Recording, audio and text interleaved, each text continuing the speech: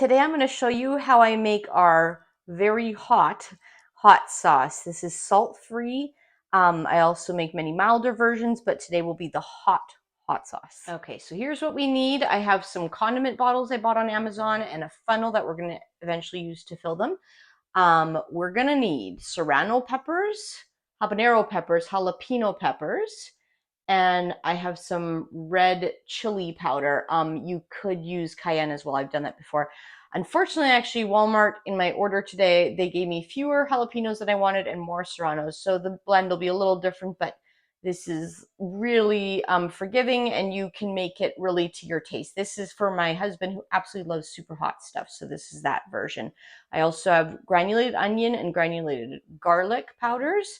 Measuring cup, Instapot insert, because we're going to cook this first in the Instapot, and then I'll use a Vitamix to blend it, and then apple cider vinegar. I'm just almost out of that bottle, so that's why I have two, and a measuring spoon. I also recommend some plastic kitchen gloves, disposable ideally, because you don't want to get this pepper stuff on your hands and then accidentally touch your eyes or skin. At least for me, I'm really sensitive to it, and it hurts me for the next day or two. All right, let's get started. All right, so I'm going to actually make a double batch today because my husband goes through it so quickly. I have my recipe book here because I have lots of different versions of this I make. This is the very hottest, so I would not eat this unless you really tolerate heat well. The thing that makes it really hot primarily is the red chili powder and the habaneros. So when I make one for my kids, I typically use mainly just jalapeno peppers and often a distilled vinegar because they do like hot sauce too. But we love that this is salt-free. It's super cheap. My husband actually prefers this to any other hot sauce we buy. So I'm going to do 8 habaneros, and I just tear off the stems. Usually they come off just like that.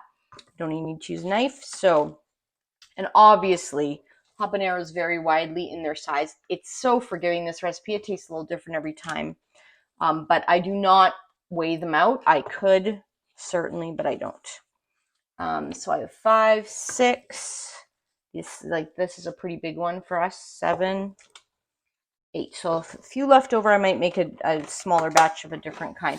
So I usually put in, let me double check here. Yes, usually I would put in 12 jalapeno. Now, these are a little bigger than often the ones I get. In fact, one of them is really huge, okay?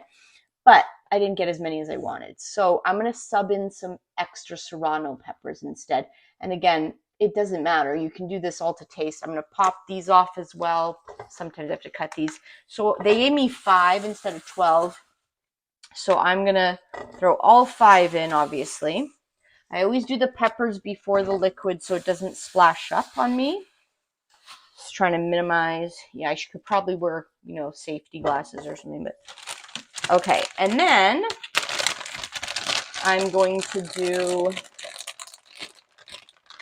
probably at least 8 serrano peppers. I usually do 4 for a double batch. So 2, 3, 4, 5, 6, 7. I'm going to open this bag too. 8, 9, 10. And I think I'm going to leave it at that. So I did 10 serranos, 5 jalapeno, 8 habanero, and I'm going to do 4 teaspoons of this. This stuff is hot. So again, this is like the super spicy version if you like it. If you are experienced with hot sauces that are salt-free, I would compare this somewhat to like the spiciness of Brew Brothers. They're salt-free, which we've been having trouble getting, which is one reason I started making this. 3, 4, okay? And then I also do 2 teaspoons each of the dried garlic, 2 teaspoons of the dried onion. And then I'm going to throw in with that 2 teaspoons of apple cider vinegar. Sorry, I should have said 2 teaspoons of dried onion powder, not apple cider vinegar. We're going to add 4 cups of apple cider vinegar. So the peppers you choose to use, the amounts of peppers, I also sometimes use dried red chili peppers that I got on Amazon. vinegar you use, distilled vinegar or apple cider vinegar, it changes, of course, the hot sauce flavor markedly. And I've experimented. I probably have at least 6 or 7 different variations of this. My family personally likes when I just make some variety, but this is my husband's favorite that I try to always have some of in the fridge. So I'm going to just add the apple cider vinegar. This is 4 cups for the double batch I'm making. Okay. And I now put this in my Instapot and I cook it for 20 minutes. So let's go set that up. All right, so I carefully set that in my Instapot. This is an old Instapot. Close it, just follow the signs here.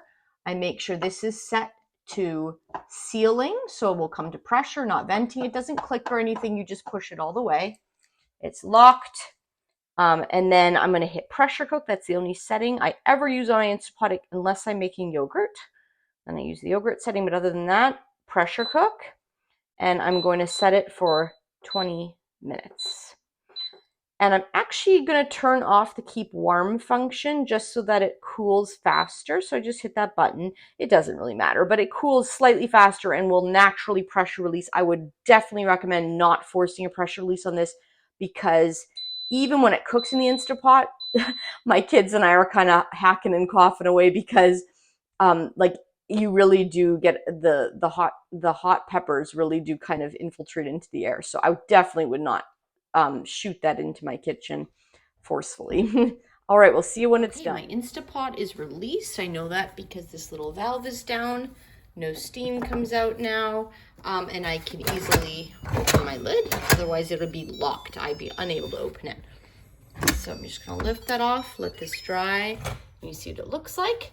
I have my oven mitts nearby. I'm wearing rubber gloves, and I have my Instapot container waiting in my sink. I'm going to use my oven mitts to carry the hot liquid over to the sink and carefully pour it right into the Vitamix container in the sink. So I've learned to do this in the sink, the pouring of the liquid into the Vitamix, because it's at a better height for me, so it's safer. I don't really like pouring hot liquids usually, and I also have an easier time controlling any little splatters and stuff. I keep my face obviously far away. I often even wear goggles just to be really certain I'm not gonna, injure myself here making hot sauce. So I'm gonna carefully pour this in. Like I said, this is a double batch. I probably could scoop this with a spoon and that would be even smarter. Get the chunks out first, but okay, so because this is a double batch, it's quite full.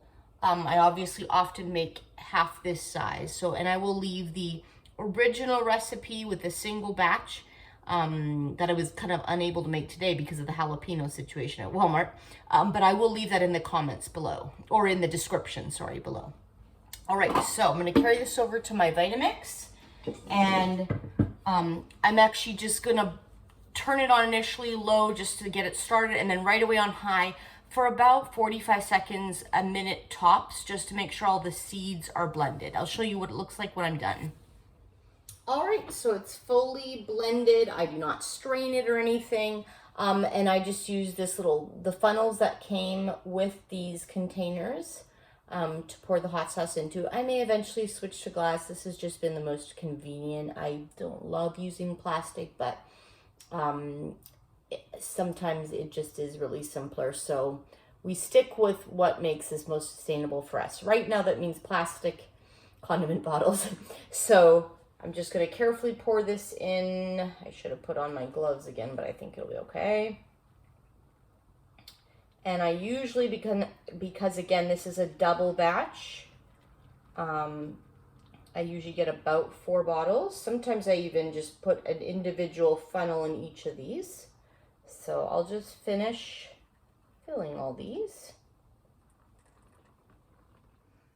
All right, so I'll just leave these bottles open now to completely cool, and then, just stick them in the fridge. My husband will be thrilled to have some more fresh hot sauce because we just, I think he finished the last batch a couple days ago, so he's been without it. He's had to make do with the mild version. So if you'd like to see different versions of this hot sauce, Or if you'd like to see how I make our salt-free mustard, please consider liking and subscribing and leaving a comment below letting me know which one you'd like to see next.